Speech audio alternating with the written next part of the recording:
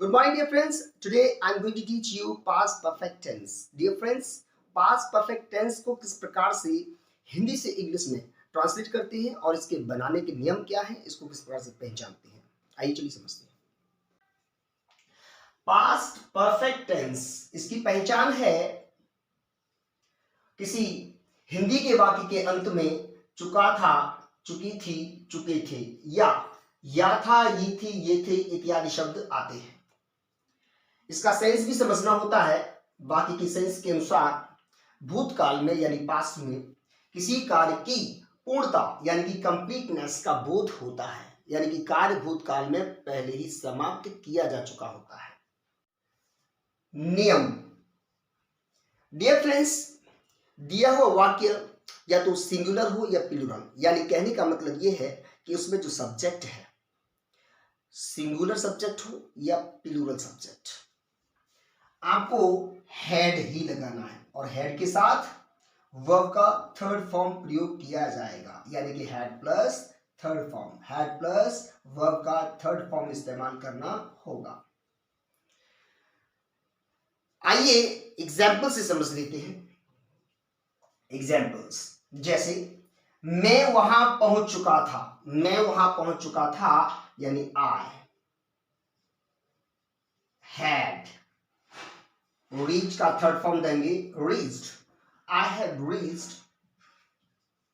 There. It's very simple. वह खाना पका चुकी थी, वह खाना पका चुकी थी, she had cooked food, she had cooked food. उन्होंने पहले ही पत्र लिख लिया था, उन्होंने यानी कि दे। हैड पहले ही के लिए अंग्रेजी आप इस्तेमाल करेंगे ऑलरेडी, जो कि हेल्पिंग वर्ब और मेन वर्ब के बीच में इस्तेमाल की जाती है। दे हैड ऑलरेडी लिख लिया था, थर्ड फॉर्म इस्तेमाल करेंगे written, they had already written the letter यानी कि पत्र। They had already written the letter, उन्होंने पहले ही पत्र लिख लिया था। My dear friends, past perfect tense थोड़ा सा जटिल, थोड़ा कठिन जब हो जाता है तब ये दो उपवाक्यों में जुड़ करके आता है, यानी कि कुछ इस प्रकार से हिंदी के वाक्य हमारे सामने होते हैं कि उसके आने के बाद मैंने खाना खाया था, सूरज के निकलने से पहले ही मैं विद्यालय पहुंच गया था, मेरे जाने के बाद वह सोई थी, डॉक्टर के आने से पहले रोगी मर चुका था। तो इस प्रकार से जो दो उपवाक्य एक साथ जुड़े होते हैं, ये निम्न वाक्य भी पास्ट परफेक्ट टेंस के अंतर्गत ही आते हैं। माय डियर फ्रेंड्स, मैं आपको बता दूं कि इनमें से एक उपवाक्य को हम पास्ट इंडेफिनिट के नियम से बनाते हैं और एक उपवाक्य को हम पास्ट परफेक्ट के नियम से बनाते हैं। आइए चलिए समझते हैं हम कौन सा उपवाक्य पास्ट इंडेफिनिट के नियम से बनेगा और कौन सा उपवाक्य पास्ट परफेक्ट के नियम से बनेगा। तो इसमें जब दो कार्यों का भूतकाल में समाप्त होना पाया जाएगा तो क्या करेंगे, एक उपवाक्य हम पास्ट परफेक्ट टेंस से बनाएंगे। कौन से को बनाएंगे? जिसमें प्रीवियस एक्शन होगा, my dear friends, previous action क्या होता है? प्रीवियस एक्शन का मतलब होता है वो कार्य जो पहले समाप्त किया गया है। दूसरा उपवाक्य आपको पास्ट इंडेफिनिट टेंस के नियम से बनाना है और पास्ट इंडेफिनिट के नियम से कौन सा उपवाक्य बनाया जाएगा जिसमें सब्सिक्वेंट एक्शन पाया जाएगा। सब्सिक्वेंट एक्शन क्या होता है my dear friends? Subsequent action वह होता है जो कार्य बाद में पूर्ण किया गया है। मैंने बताया कि दो कार्यों का समाप्त होना पाया जाएगा, दोनों कार्यों में आपस में तुलना करके देखिए, समझिए कि इसमें भी कौन सा कार्य पहले समाप्त किया गया है, वही प्रीवियस एक्शन है, और जो कार्य उसके बाद समाप्त किया गया है, पूर्ण किया गया है, वह सब्सिक्वेंट एक्शन है। तो आप प्रीवियस एक्शन में हैड प्लस थर्ड फॉर्म और सब्सिक्वेंट एक्शन में second form of the verb का नियम अप्लाई कीजिए। आइए ग्राफ से समझते हैं। टू क्लॉजेस यानी कि दो उपवाक्य, इसमें से एक उपवाक्य को हम प्रीवियस एक्शन यानी कि पहले समाप्त किया गया कार्य के नियम के अनुरूप बना रहे हैं और दूसरा उपवाक्य आपका सब्सिक्वेंट एक्शन यानी कि बाद में समाप्त हुआ कार्य। प्रीवियस एक्शन जो दिखा रहा है वो हेड प्लस थर्ड फॉर्म से बनेगा और सब्सिक्वेंट एक्शन जो दिखा रहा है वो second form of the verb से बनेगा। इन वाक्यों के, हिंदी के वाक्यों के बीच में पूर्व शब्द आएगा या पहले शब्द आ सकता है जिसकी इंग्लिश आप बिफोर लिखेंगे। अगर के बाद आ जाए या पश्चात आ जाए तो इसकी इंग्लिश आप आफ्टर लिखेंगे। आइए चलिए एग्जाम्पल से समझ लेते हैं। एग्जाम्पल से समझ लेते हैं माय डियर फ्रेंड्स कि डॉक्टर के आने के पूर्व, या ऐसे भी लिखा जा सकता है डॉक्टर के आने से पहले मरीज मर चुका था। मरीज मर चुका था या मरीज मर गया था। तो आपको क्या करना है, इनको दो भाग में डिवाइड करके समझ लेना है कि कौन सा कार्य प्रीवियस एक्शन का बोध करा रहा है, कौन सा कार्य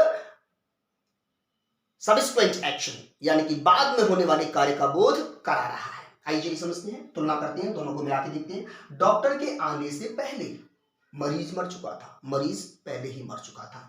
यह है आपका प्रीवियस एक्शन, यह है आपका सब्सिक्वेंट एक्शन। बस बहुत इजी, इतना पहचानिए, वाक्य आपका इजी हो गया। ट्रांसलेशन आप आराम से बना पाएंगे। तो जो प्रीवियस एक्शन है उसमें आएगा हेड प्लस थर्ड फॉर्म, और जो सब्सिक्वेंट एक्शन है, बाद में किया गया कार्य है, उसमें आएगा second form of the verb यानी कि पास्ट इंडेफिनिट का नियम।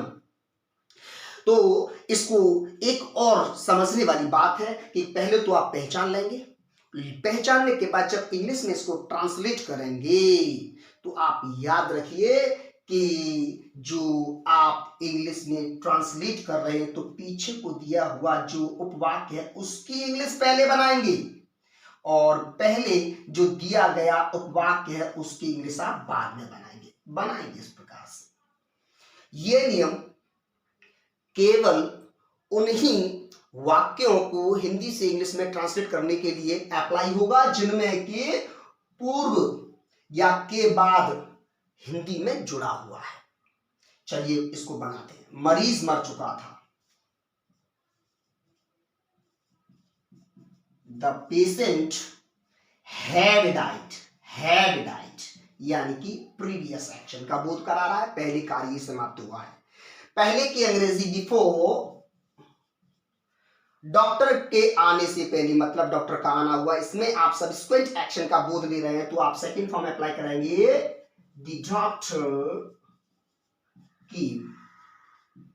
इस प्रकार से आप पास्ट परफेक्ट की टेंसेस को जो टू क्लॉजेस बन के आते हैं हिंदी से इंग्लिश में ट्रांसलेट करेंगे। आइए चलिए कुछ और उदाहरण समझते हैं और पास्ट परफेक्ट के टू क्लॉजेस के उदाहरणों से इस बात को और अच्छे से स्पष्ट करते हैं।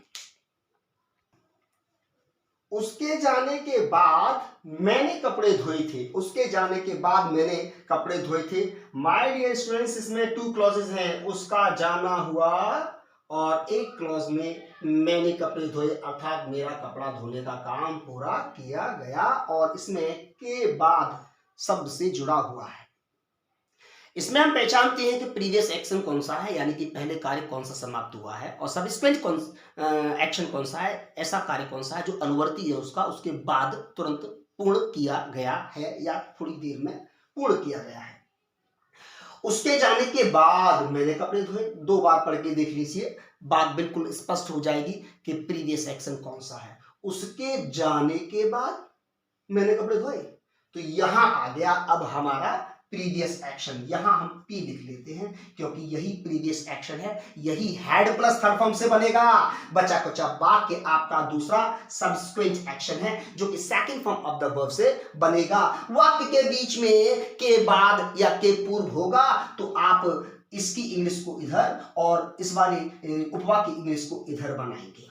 ये मैं बता चुका हूं, ध्यान रखिएगा। बीच में के बाद आ रहा है तो क्यों ना इसको आप सबसे पहले बना लें। मैंने कपड़े धोए थे, I washed the clothes. My dear friends, मैंने यहां सेकंड फॉर्म अप्लाई किया क्योंकि ये अनुवर्ती उपवाक्य है, सब्सिक्वेंट एक्शन है।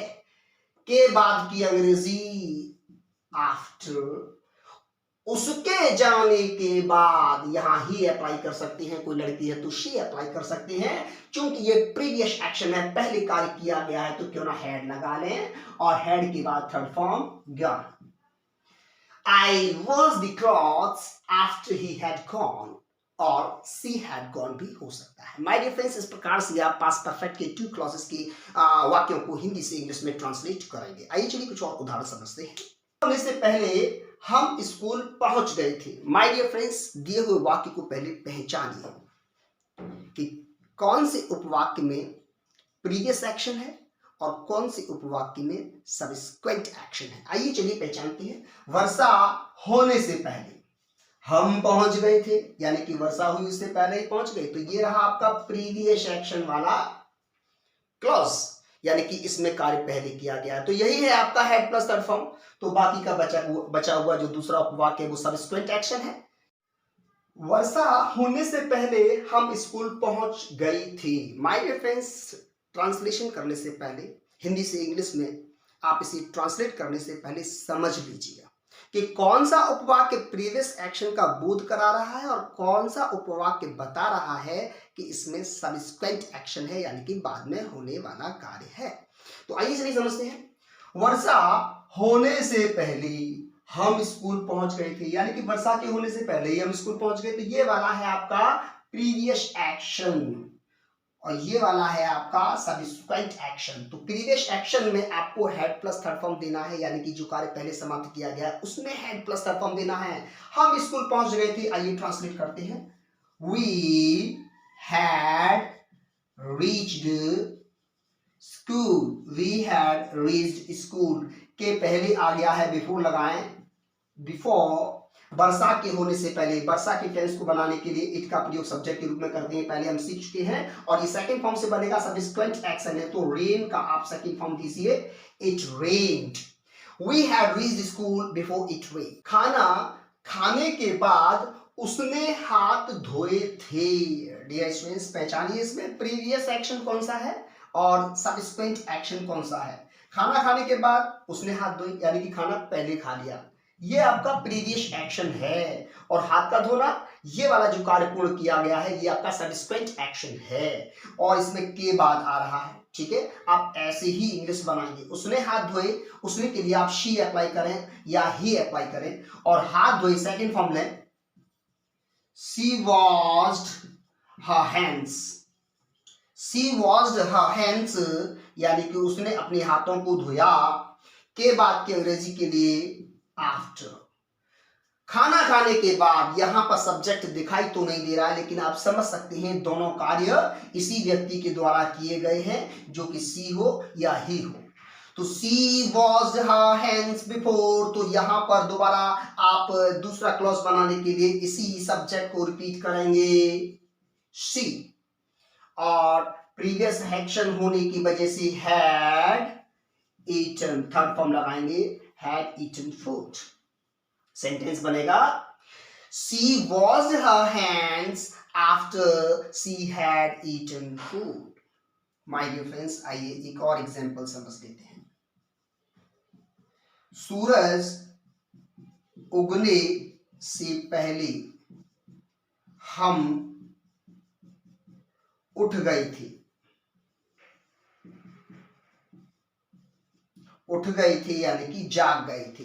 सूरज के उगने से पहले या सूरज उगने से पहले हम उठ गए थे या जाग गए थे, तो हम उठ गए थे ये प्रीवियस एक्शन है।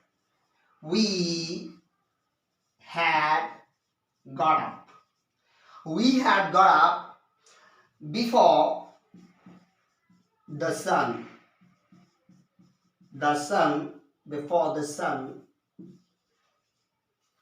सूरज की उगने से पहले, before the sun rose, second form of the verb.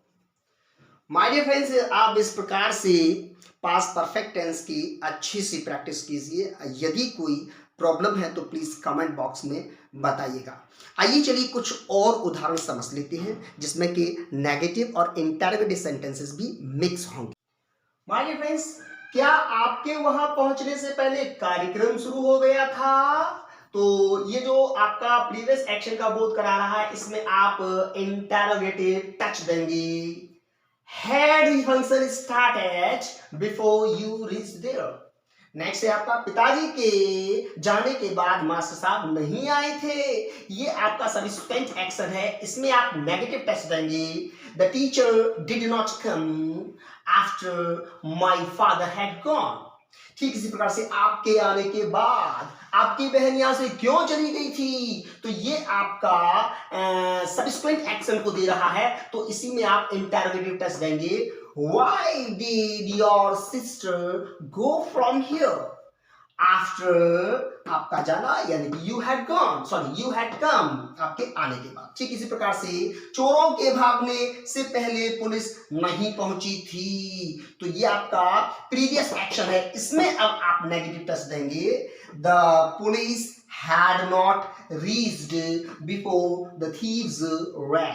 My dear friends, ठीक इसी प्रकार से आप पास्ट इंडेफिनिट टेंस के अंतर्गत आने वाले एफर्मेटिव, नेगेटिव और इंटरोगेटिव सेंटेंसेस की प्रैक्टिस कीजिए। यदि कोई प्रॉब्लम है तो प्लीज कमेंट बॉक्स में लिखिएगा, मैं उसे सॉर्ट आउट करूंगा। माय डियर फ्रेंड्स, मेरे इस वीडियो को यदि आपको पसंद आया तो प्लीज लाइक करना मत भूलिएगा, सब्सक्राइब कीजिएगा और आप अपने दोस्तों से भी कहिए कि वो सब्सक्राइब करें। माय डियर स्टूडेंट्स, मिलता हूं मैं आपको अपनी नेक्स्ट वीडियो में। Chill then, bye bye.